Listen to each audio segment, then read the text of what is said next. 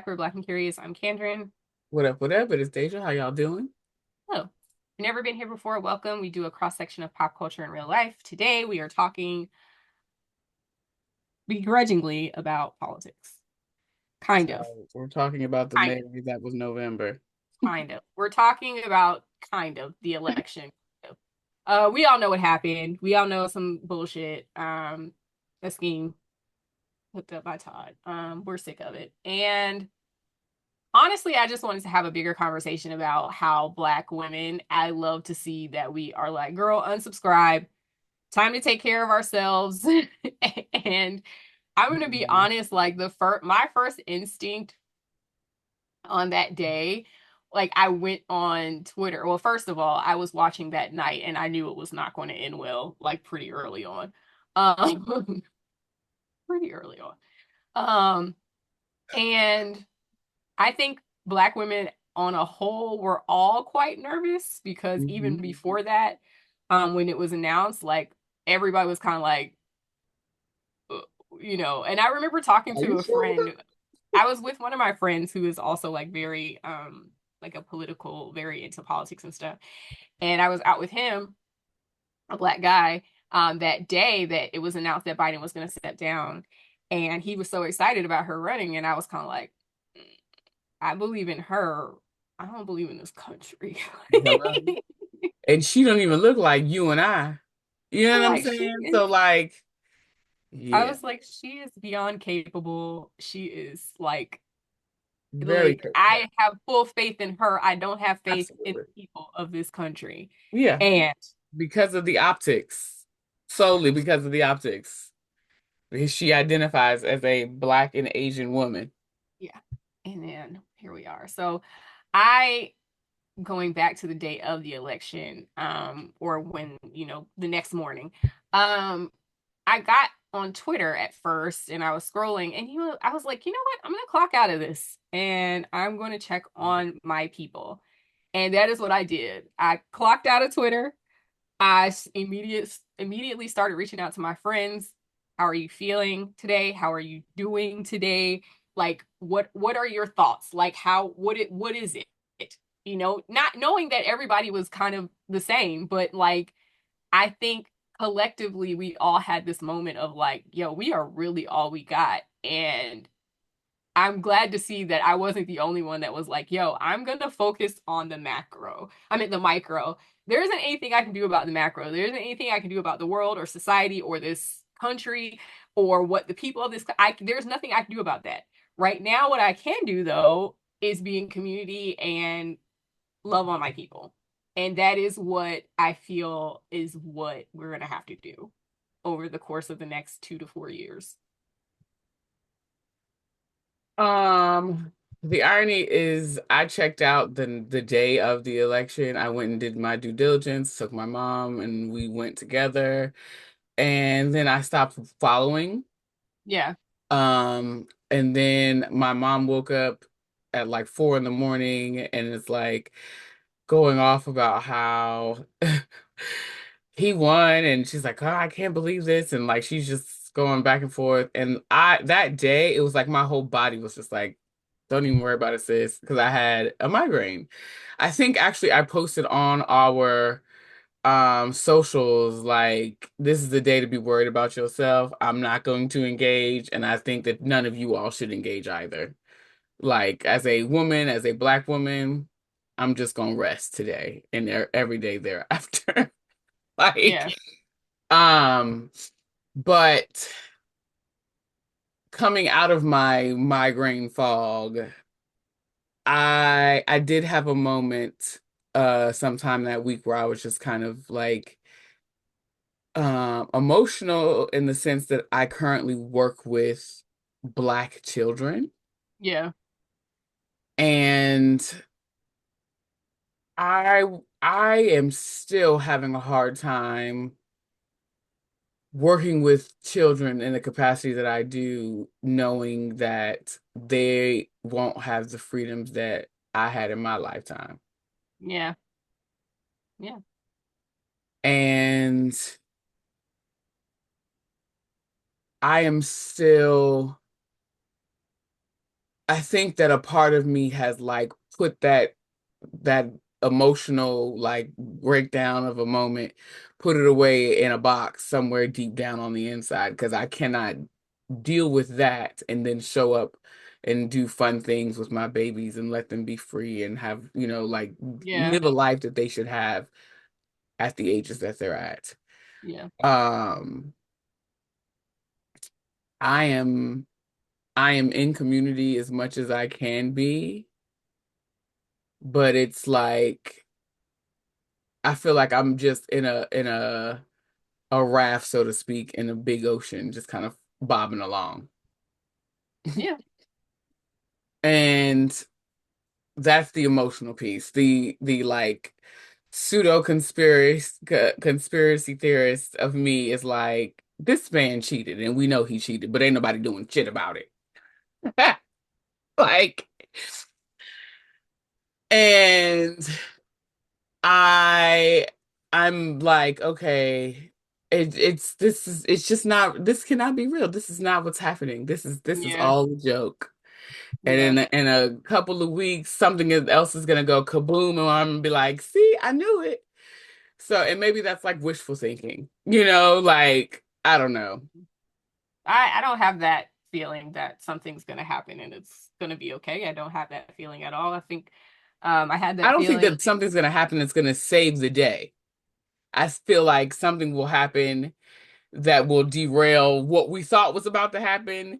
It's just gonna derail it. I don't know if it's gonna be good. I don't know if it's gonna be bad. I just know it's not gonna be whatever the looming weight of what we have believed or what I have believed it to be next. It ain't gonna be that.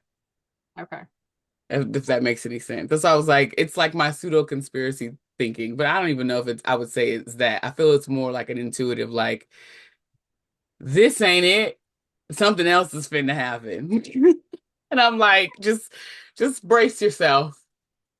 You know Yeah. what I mean? Like, I don't know. Y'all So let me know if I sound crazy.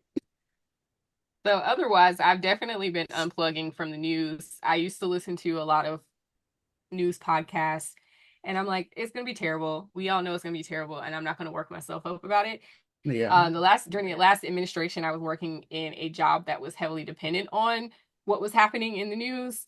And I'm not anymore, so I'm not going to be indulging in that in the same way. Yeah. I have, in fact, been starting to revisit the archives of shows that I had kind of pushed aside. The Cutting Room Floor is one of my favorite podcasts. Richo Amandi, shout out to her. Um, yeah, so I've been in her archives listening to stuff I hadn't been listening to. Um, and yeah, I'm just gonna protect my peace, honestly. I'm telling you, that's all you can it do. is it is imperative for me, so that's what I'm gonna do. I joined Blue Sky. I got off of Twitter. And I'm did. I'm a little tiny bit on Twitter because of like two accounts that I absolutely love that are never gonna sign up for Blue Sky just because they just aren't. So I will go on there like once a day or once every few days and see what the girls are talking about, and then I take myself back to Blue Sky. Like I am not. I just don't want to see doom and gloom all day. And the people, it's like old Twitter, it's like OG Twitter over on Blue Sky, and it's been a good time. It's been a good. I've actually been, posting because on Twitter it was gotten to the point where it's like I was so scared that they were gonna get me out of there that I didn't say anything. Like I was so scared of a dog pile. It was like, okay, you can't really say anything. So now it's just like open open the doors again. Hello. So that's me. Yeah, I definitely joined Blue Sky because I was seeing it on, I am more like on the visual socials than I am on I had left Twitter a long time ago. Once Twitter stopped being the Twitter that I was deep in when it first came out, I was like, peace, and never looked back. Yeah. But for Blue Sky, I had been seeing it on TikTok and I'm like, what is this?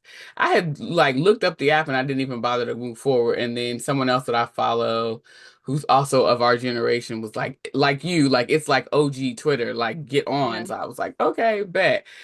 And I have kind of played around, perused it or whatever, but I'll be with the Blue Sky team.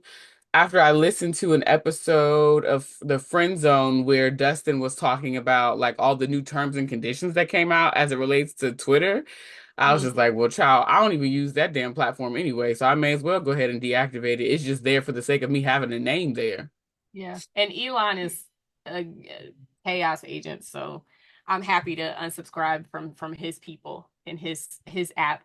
I did want to say a quick couple of words about I was listening to this podcast. I said I wasn't listening to podcasts, but I did listen to this one because it was Kamala Harris's campaign advisors and stuff. They basically got on Pod Save America and did like a postmortem. So I really was interested in that. And like one of the things they said that caught me was like, we're eating our own. And these leftist purity tests about every single issue, they gotta end. Like, Mhm. seriously, if we ever want to win anything else, all of this purity testing about this issue and that issue, it's like it's clear right and wrong at this point. Like, Mhm. we have to stop doing this because the right is not doing that. They don't care No, they about don't care. racism. They don't care. They're They happy not to elect a nitpicking like racist. that. They're happy to elect anybody. And I wanted to point out, I've been reading Dark Money. I have stopped reading Dark Money because it has, I don't know that I have the bandwidth for that right now, but it's basically a book about how all of um, these corporations and all this like dark money has funded the Republican Party for 100 years, essentially, like how they have been instilling all of these conservative ideologies for 100 years, and these think tanks and all of this stuff, and how they have done this throughout. I mean, the like I said, the better part of 100 years. And it's Mhm. like y'all are here talking about all these purity tests, and these people have been working in the background The for same methods almost, and doing, yeah. it's like, girl, like y'all need to get on board. Like, I understand that the candidates are not sexy. I understand they're not progressive enough. I don't understand they're not leftist. They're not this, they're not that. But it's like, girl, when we're talking about freedom versus not, like, You got to make a choice. And hopefully you make the better of the two options or the lesser of the two evils, as the and it's elders like, would say. it just gets on my nerves. And then I Yeah. wanted to say a word about, as far as from a Black perspective, voting is like very much a Black American perspective. It is very much a birthright and what my ancestors fought for. And Yes. I am not going to not go vote. Like, Period. Because that's crazy. be absolutely serious. Like, our ancestors died for this shit. Hello. And And people are still dying. yeah. And it's like this idea of like, oh, well, we got to stand up and we got to for something. And Yeah, I'm but that ain't the way to retaining do my it, baby. vote. I'm abstaining from voting this time because the girl, you That sound ain't the way to do it. stupid. You Because sound just because you choose stupid. to sit out of the fight does not mean that the fight is not going to still happen and rapture your ass in the process. Absolutely. And So, guess who's like, not sitting down? Guess who's not sitting out the fight? The not other side. black and curious. We in that mode. Also, the other side. They show up, they take themselves to the polls, they vote for whoever has the R by their name. They don't They give a lobby, which is single. something that we need to figure out how to get. I mean, that's some of research that. Well, the right, I mean, the left lobbies too, but I'm just saying, like, they go and they show up for every election, no matter who the R is, they go and they support their R. And I'm Mhm. not saying that people shouldn't have opinions and should just go and do things blindly, but I think we have to be realistic about what the moment calls for. And the fact that honestly, there probably will never be a fully progressive president. Like, be serious. You're going to have to like do that work in your community. You're going to have to do that work through Congress and the people we elect to the House of Representatives and maybe senators and stuff like that. But like, a president for all the people is never going to be a That's it. highly progressive person. They're always going to be middle of the road or crazy on the Yeah. right. Yeah. So anyways, that's my Before thought. we totally wrap up, I do want to say like shout out to the Biden administration for all of the recent um Black women and African American people in general appointments into government all across the globe. Yeah. I want to say it was like 60 some odd. judges that have got, I don't know if they're lifetime appointments, but they're long standing appointments that Yeah, he some of those are recently pushed through as they're long. going to the last few days of their administration. So if nothing else, he tried to fight a good fight, whether you love him or hate him. It was better than what is coming. Yeah. So And a super quick word about them wanting to undo all of the everything. government. It's a lot of black people in federal jobs that's going to be affected by this. So I felt Hello. like that was a direct hit on black people too. So anyways, that's all I have to Agree. say. Direct hit on all people of color because they want to make Yeah. it so that we are not equals. Yeah. But yeah, make sure you like, comment, subscribe, put your opinions and thoughts about what we talked about in the comments, and we will talk to you there. Thank you for watching, and we'll see you next time. Bye. Bye.